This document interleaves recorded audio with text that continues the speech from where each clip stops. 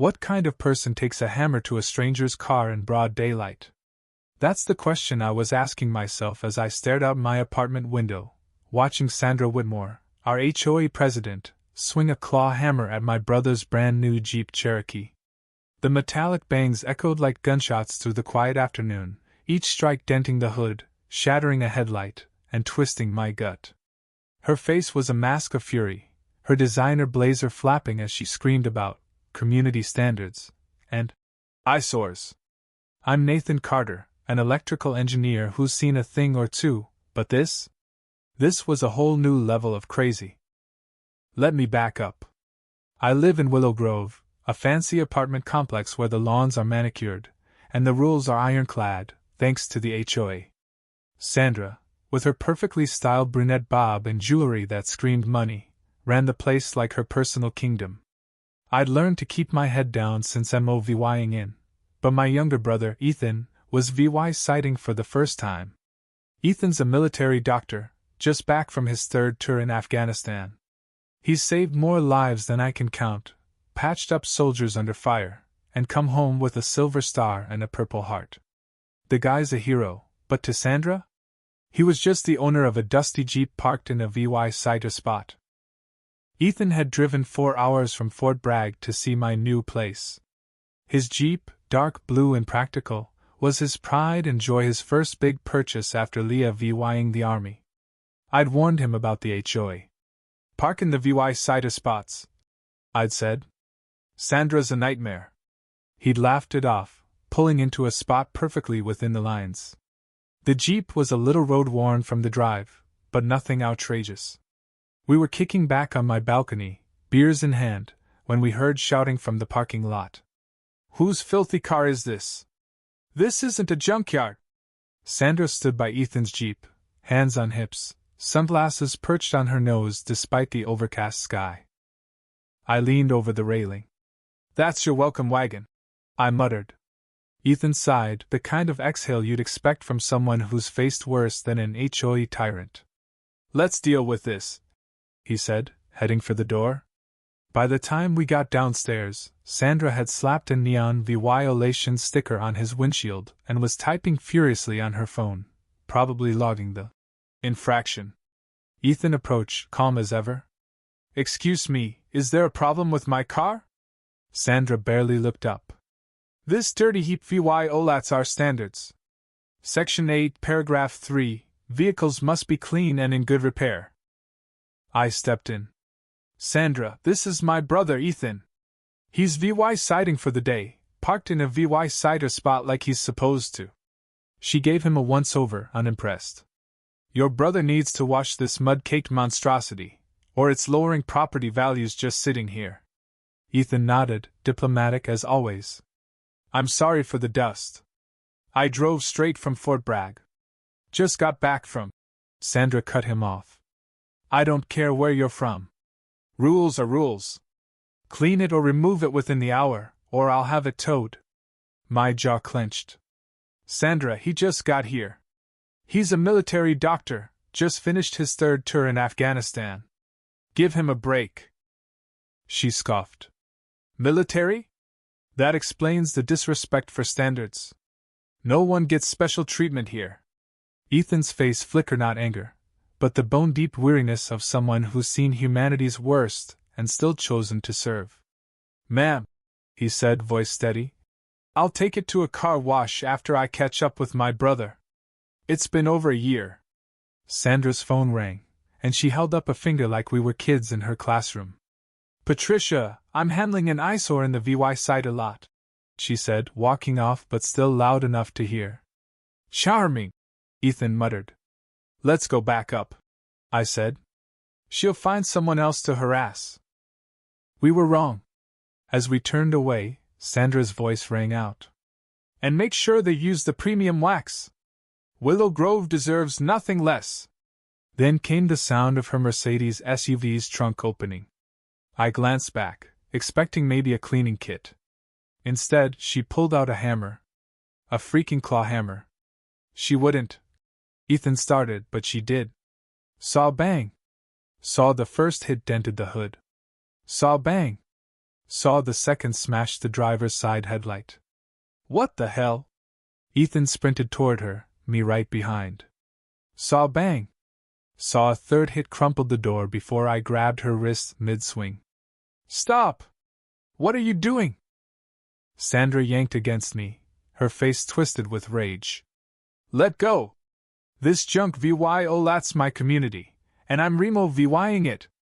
Ethan stared at his Jeep, his expression unreadable, the same 1,000-yard stare I'd seen in my own military days. That Jeep wasn't just a car. It was his fresh start, his reward for years in war zones. You have no right to destroy private property, I said, holding her wrist firmly but not roughly. This is criminal. Neighbors were spilling out now, phones recording. Sandra noticed her audience and leaned in. I have every right. I'm the HOA president. This military trash doesn't belong here. I stepped between her and the Jeep. Sandra, back off. We're calling the police. She waved the hammer wildly. Go ahead. I know the police chief. He golfs with my husband. You'll get nowhere. Ethan finally spoke, his voice eerily calm. Ma'am, do you know what you've done? It wasn't a threat, but something in his tone made even Sandra falter. I'm enforcing the rules, she snapped, but with less fire. Ethan pulled out his phone. Excuse me. He stepped away, dialing. Sandra demanded. Who's he calling? My HOA bylaws are bulletproof. I ignored her, watching Ethan's face shift from shock to resolve. He returned after a short call. Colonel Hawthorne will be here in 30 minutes. Sandra blinked. Who? I knew the name instantly. Colonel Benjamin Hawthorne, Ethan's former commanding officer. Sandra scoffed. I don't care if he's bringing the army. This is my community. Ethan just smiled faintly. Ma'am, you picked the wrong car to smash. I'm not pressing charges yet. I want you to meet the colonel first. Sandra gripped her hammer, but her confidence was cracking. For 25 minutes, we stood in a tense standoff. Neighbors watched, whispering. Sandra refused to leave, claiming she was standing her ground. Then we heard a rumble of engines.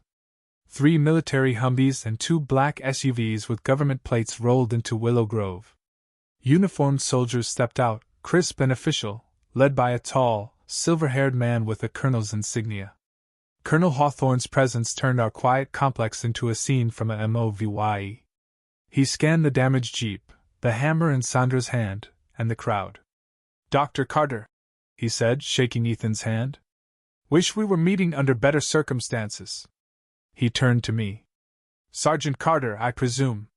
Your brother speaks highly of you. Former sergeant, I corrected, shaking his hand.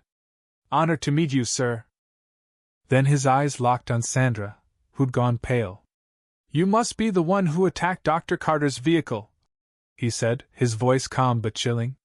Sandra stammered. I'm Sandra Whitmore, HOA president. This car VYO at our standards. The colonel raised an eyebrow. And your standards include felony property destruction? Before she could answer, 2 police cruisers pulled in, lights flashing. The colonel continued, addressing the crowd now. Dr. Ethan Carter served 3 tours as a combat surgeon.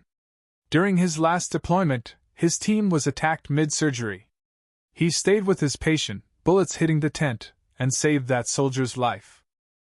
Sandra's face drained of color. When the evac chopper was shot down, the colonel went on. Dr. Carter ran through gunfire to treat the crew, then led a ground evacuation, carrying wounded men to safety. He gestured to the approaching officers. He saved 12 lives that day, including mine. He unbuttoned his jacket, revealing a scar across his collarbone. Shrapnel would have killed me without Dr. Carter. The crowd murmured. Sandra looked ready to collapse. So, Ms. Whitmore, the colonel said, when Dr. Carter called about someone hammering his car over some dust, I had to come explain who you disrespected. An officer stepped forward. Ma'am, drop the hammer. Sandra let it clatter to the ground, dazed. We've got reports of vandalism, the officer said. You're coming with us. Sandra sputtered. But I'm the HOA president. The second officer cut her off. Doesn't give you the right to smash cars. You're facing felony charges. As they led her to the cruiser, she mumbled about her husband and the police chief. The officers didn't care. Colonel Hawthorne turned to Ethan. I've arranged for your Jeep to be fixed at the base motor pool. Staff Sergeant Lopez, who owes you his life, will make it better than new. Ethan shook his head. Not necessary, sir. Nonsense, the colonel said. It's a thank you from those you saved. He handed Ethan a card. Jag will need your statement. Call me if you need anything. After the military left, towing Ethan's Jeep for repairs, neighbors approached, apologizing for Sandra and thanking Ethan for his service. An older resident, Henry, pulled me aside. We've been trying to oust Sandra forever. She's terrorized us with her rules. This might finally do it. By evening, the story had spread. My phone buzzed with texts from neighbors I barely knew, checking on Ethan. 3 days later, the HOA board sent Ethan a formal apology and announced Sandra's removal. She faced charges, and the board distanced itself fast. The next weekend, Ethan picked up his Jeep from the base spotless, with a new sound system courtesy of Sergeant Lopez. Henry, now interim HOA president, threw a welcome party at the community center. Residents brought food, eager to meet the war hero they'd heard about. At the party, Ethan grinned at me. Think I should get a place here? I looked at the neighbors, now friends. The HOA's better now, so maybe. He chuckled. You know, after all my deployments, it's not the place that matters. It's the people. And sometimes they show who they are when things get messy. A month later, Ethan leased an apartment nearby. On MOVYing Day, veterans from 3 counties, including Colonel Hawthorne, showed up to help, bringing a custom security system for his Jeep. Sandra? She pleaded guilty to criminal damage. The judge, a Vietnam vet, ordered her to pay restitution, do 200 hours at the VA hospital, and take anger management. Last I heard, she and her husband were selling their condo, fleeing to a no-HOA neighborhood, an irony we all savored. Willow Grove changed after that. Henry's leadership softened the HOA's edge. We started welcoming new residents with events, and even launched an annual barbecue for veterans.